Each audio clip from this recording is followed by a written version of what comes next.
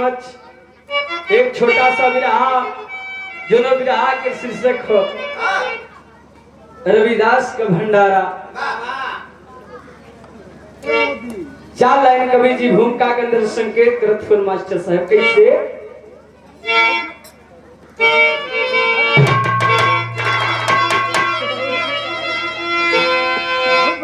पति पावनी शिव जहां से है निकली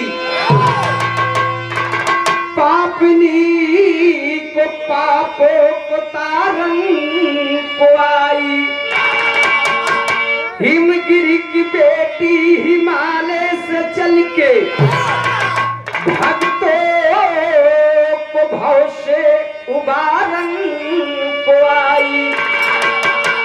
काशीवासी है भक्त रविदास जी के चर्चा सारे शहर में है जिनकी समाई। यार झूठा सीते रहे भक्ति करते रहे जिनका रक्षक बनी है सदा गंगा माई।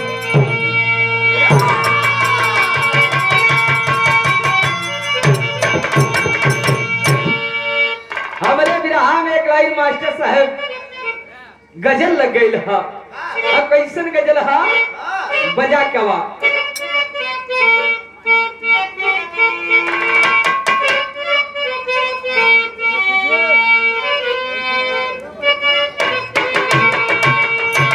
वह गीत के लाइन बा क्या रे पागल नजरे पागल नजरे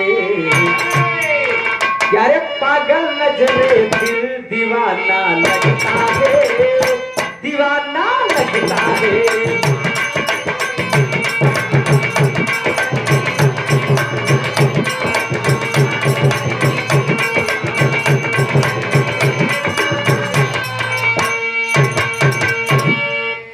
पागल नजरे दिल दीवाना लगता है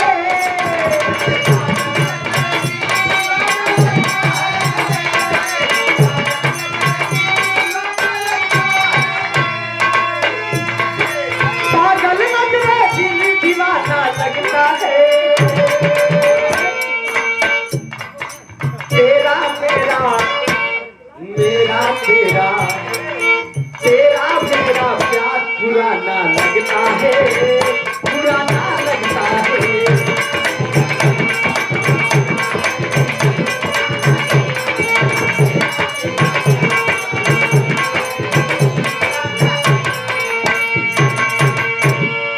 भाव के अंदर बड़ी ऊंची बात कवि जी लिखत हुए कहना पड़ा कैसे कि अरे काशी नगरी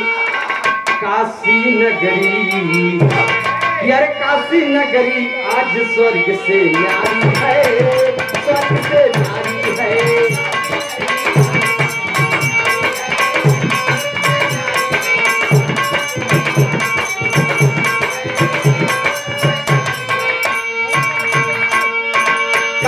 नगरी आज स्वर्ग से न्यारी है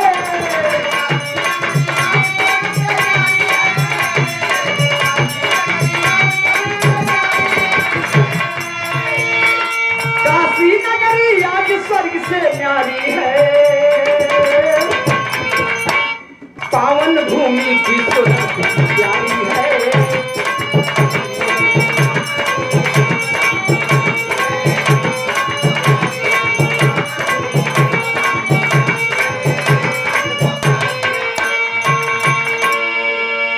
बाबू यही काशी नगरी की कहानी रविदास की कहानी है।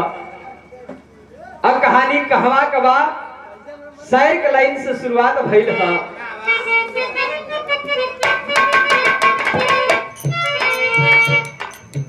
इसी काशी में राजा हरिचंद आए थे खास ढोंग के हाथों पर यही बिकाए थे। इसी काशी में सुनो पैदा जो कबीर हुए इसी काशी में किना राम जी फकीर हुए। काशी में परमहंस जी भी आए हैं, भाव भजन करके जिंदगी बिताए हैं।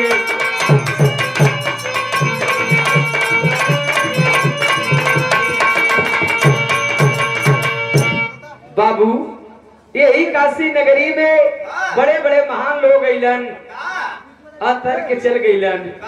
वही काशी नगरी के एक भक्त रविदास रहलन। भक्त रविदास बाबू मई गंगा के पूजा पाठ करत रहलन। शहर में बड़ा चर्चा रहल, इतना चर्चा रहल बाबू को आज जितना पंडा पुजारी लोग रहलन। सोचलन करे यारी रविदास के बड़ा शहर में चर्चा है। मई गंगा के किनारे रविदास जा करके मई गंगा के पूजा पाठ करत हुवन। भाई का मास्टर साहब विदेशिया के लाइन में कहना पड़ा।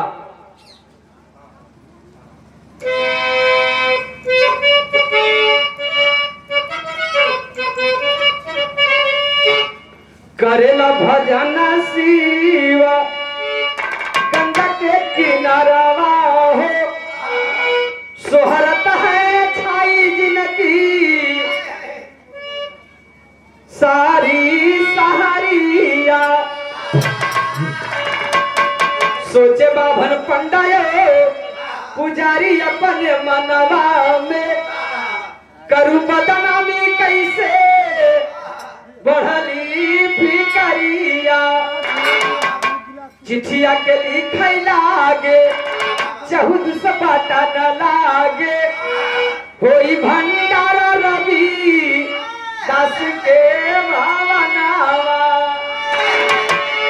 पंडा पुजारी एकत्रित हो के बाबू मन में विचार बना लेलन कि रविदास के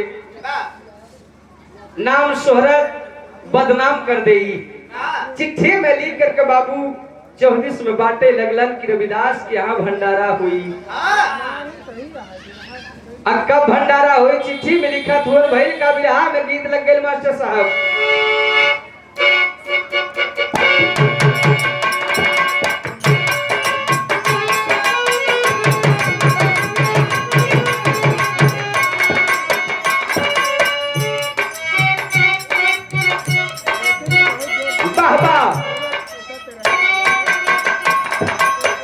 बड़ी पुरान गीत है बाबू, मतारी बहरी लोगन के गीत है, माटी के गीत है। गावे लिनका तोरी बोलिया सुना कतवाला टूटी बोले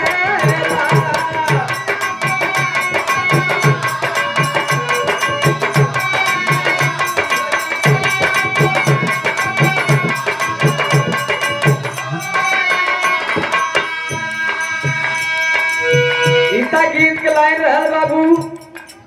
चिट्ठिया में लिख के भेजल का हुआ जगह जगह पे कैलन का प्रचार कैसे करत हुवन। कई के झूठा सभी प्रचार काशी नगरी में।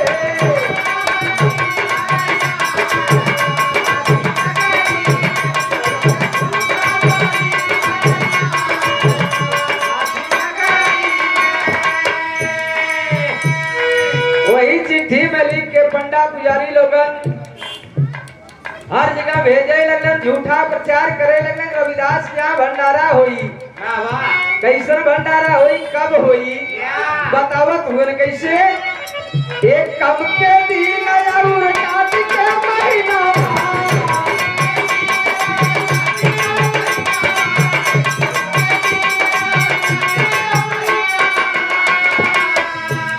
रविदास द्वारे पे करिहा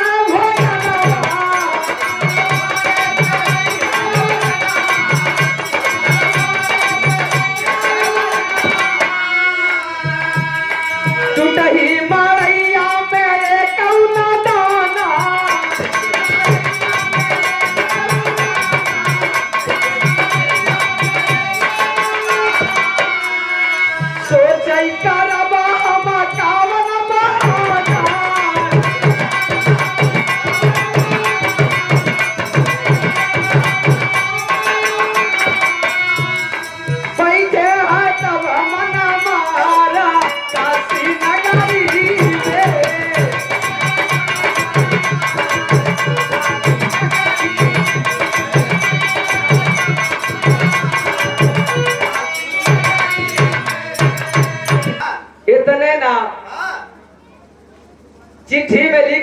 जगह जगह में भेज दिलन। बतिया के जब रविदास सुनलस आंख से आंसू झरझर गिरे लगल बाबू। वही गंगा के किनारे जा करके माई गंगा के पुकार करत था, माई ई तोहरे भक्त के आज लाज चल जाई, बड़ा अपमान होई। कैलन का बाबू गंगा किनारे रविदास वही माई गंगा के पास बैठ के रोवत हुन। अकारवत हुन गीत के लाइन लगल ह।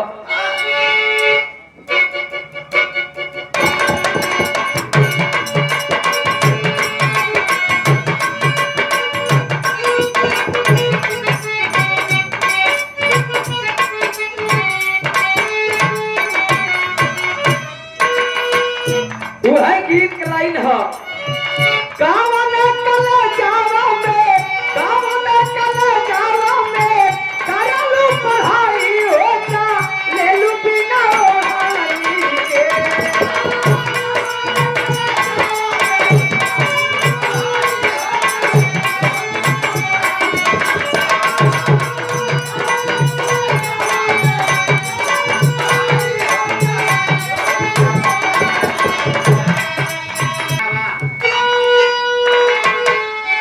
यारे कवन कले जावा में, करलू पढ़ाई हो चलेलू बिना ओढ़ाई के। हम त मर्दा होके, हम त मर्दा होके कितना बजाई हो चलेलू बिना ओढ़ाई के। इतना गीत रहल बाबू, भाव के अंदर बड़ी ऊंची बात कवि जी लिखत हुए। रविदास वही गंगा के किनारे बैठ के रोवत और माई गंगा के पुकार करत हुए। कहत का हुवन यार रोवा रविदास कहाँ जाई मोरी माई होलू काई हम कहाँ जाई के।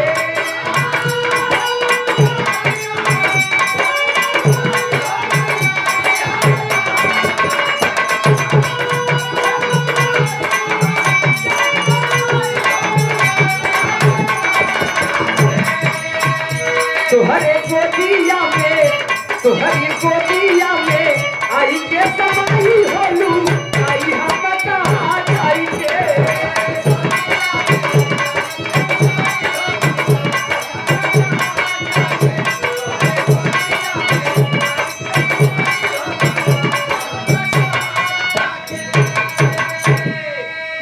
इतनी बात सुन के माई गंगा के लहर चले लगल बाबू। कैलन का सुनत रुदान प्रगट भैली गंगा मयारिया, धर रविदास जी गंगा के पयारिया।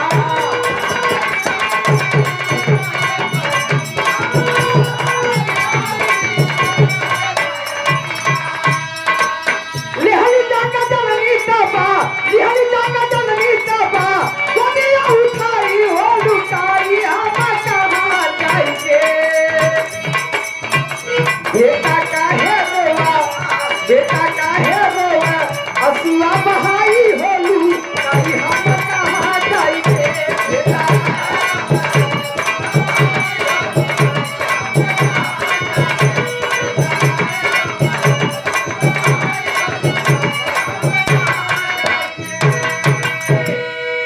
भैया हो मई गंगा इतनी बात सुन के प्रकट हो गई। और जब प्रकट हो गए कहलन बेटा काहे करवत हुआ, ऐसा का बात हो काहे के आंख से आंसू गिरत हो बेटा। हाथ जोड़ के रविदास कहलन कि माई ई तोहरे बेटवा के आज लाज बचाला न मान सम्मान डूब जाई। ए भैया माई गंगा कहलन के बेटा का बात हो, कहलन कि माई हमरे टूटही मड़ही में को दाना न हो, खाए के कुछ न बा।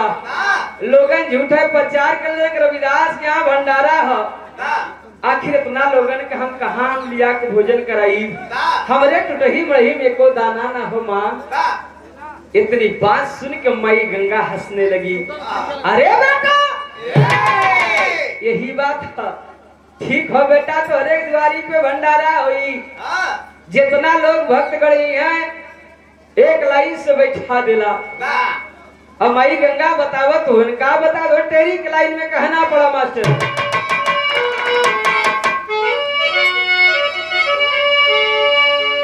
अरे मोरे राम गागर में समाई सरिता, अरे गागर हो गागर में ना समाई सरिता, रगड़ा कैसे लागी हिमगिर की ऊंचाई, अरे ऊंचाई अरे ऊंचाई। ए भैया माई गंगा कलन के बेटा तोरे द्वारी पे भंडारा हुई, जितना लोग है एक लाइन से बैठा दिया और बैठा कर कला कुछ क्षण के लिए अपन नेत्र यानी अपन आँखी बंद कर ला, सब लोग के प्रसाद मिली भोजन मिली। इतनी बात सुन के रविदास अपने घर पे आते हैं बाबू। आज जब घर पे अलन यहाँ देखा विप्र लोगन के पंडितन लोगन के भीड़ चले लगल। आज जब भीड़ चले लगल रविदास के द्वारी तो भइल का मास्टर साहब पहापट के लाइन में कहना पड़ा।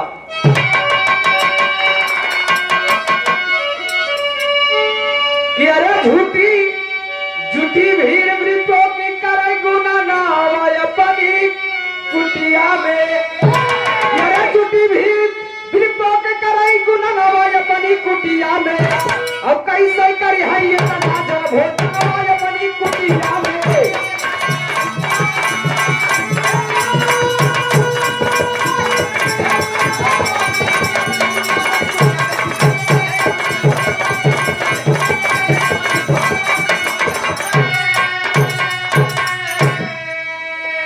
बाबू भीड़ चल देलस, रविदास भीड़ देख करके हड़बड़ा गए, करे बाप रे बाप इतना लोग आवत हो, भोजन कहां से कराई। दिवारी पे लोगन के भीड़ लगल हा, हाथ जोड़ के रविदास कलन के सरकार भक्त लोगन आप लोग बैठ जा, सबके भोजन मिली। कैलन का सोचा तो वन करे यार रविदास के कुटिया में कतन धुआं हुआ दिखाता नहीं, कुछ लोगन के न्योता दे दिलस खियाई कहवा से, यही लोग सोचत हुअन। कैलन का कोई देता गाली कोई बोलला कुबोली हो, तो मुख सहर कंभ करती आती विप्रो की टोली हो, क्या रे करता बिनती आंसू भरा नया दावा अपनी कुटिया में, हम बैठ गए करने को सभी भोजनावा अपनी कुटिया में।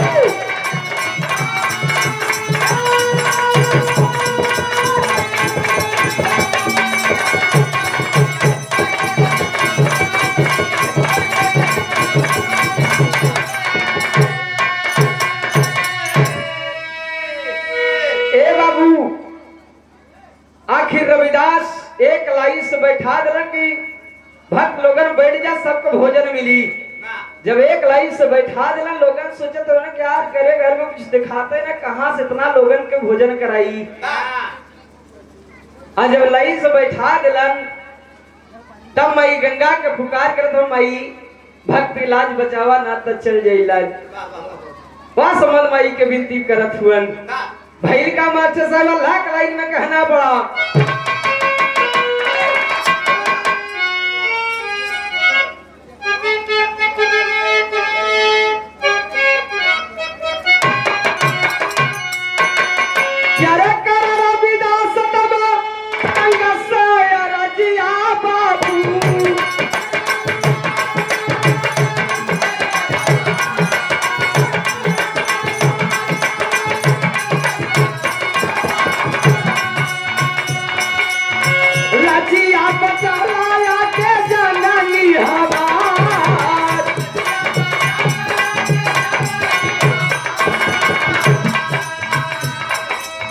इतनी बात सुन के माई गंगा का महिमा देखा बाबू, माई गंगा का महिमा देखा।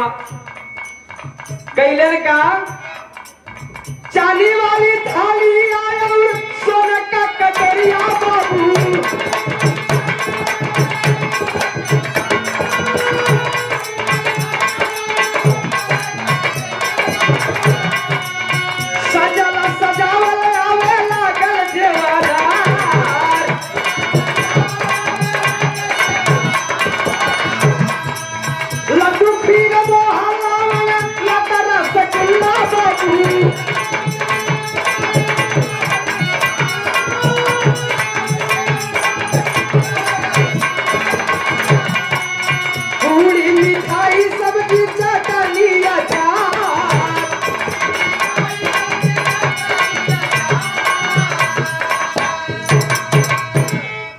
भैया माई गंगा के देखा महिमा 56 प्रकार के भोजन, चांदी के सोने के थरिया में, चांदी के कटोरिया में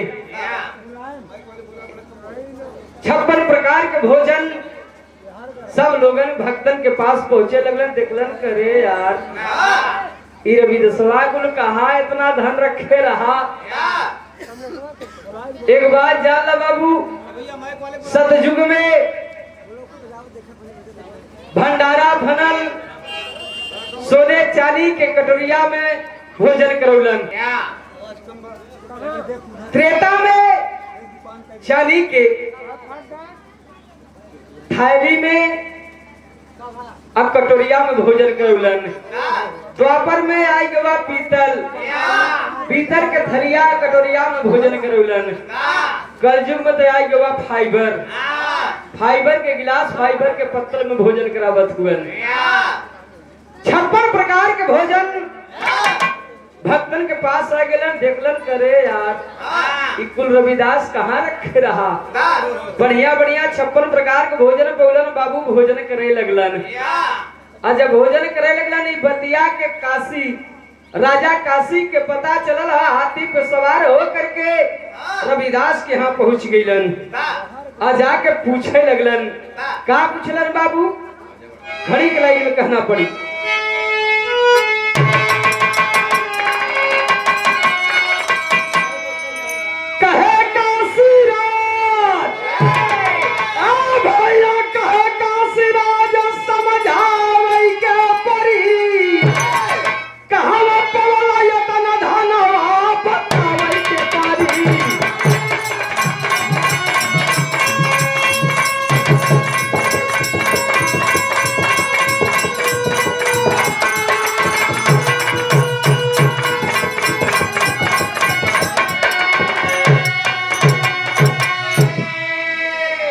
काशी राजा रविदास कलर की रविदास बतावा इतना कुल धन पाया कहा।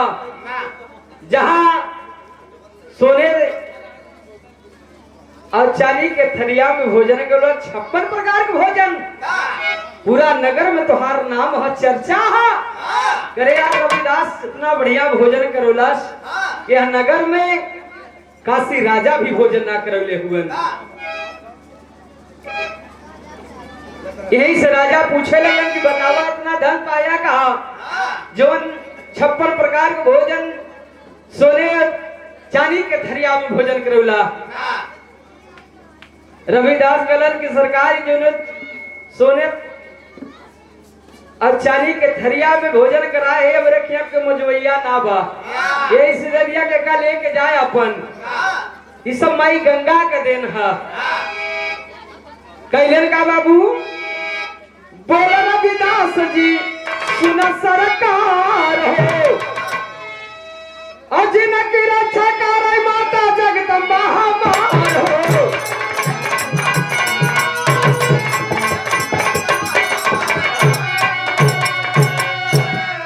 अरे उनके आगे ए भैया उनके आगे शीश झुकावे के पड़ी। कहा